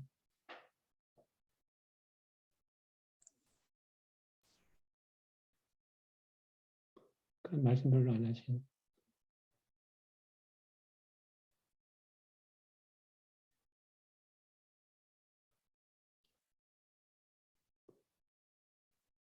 일단 황 회사님 말씀을 고민을 해보기로 하고요.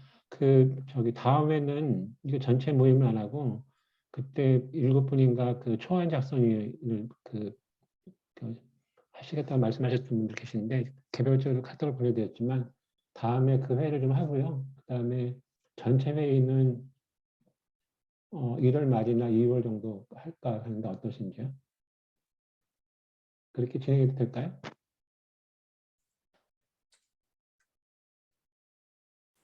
네, 그렇게 일정하시면 좋을 것 같습니다. 아, 그러세요? 네. 다른 말씀 없으면 여기서 그냥 마칠까요? 아니면 누가 한번 말씀해 주시고. 지금 45분입니다만. 그럼 여기까지만 하겠습니다. 오늘도 밤늦게까지 수고를 많이 하셨습니다. 네. 네, 수고하셨습니다. 감사합니다. 네. 수고하셨습니다. 수고하셨습니다. 감사합니다. 네. 감사합니다.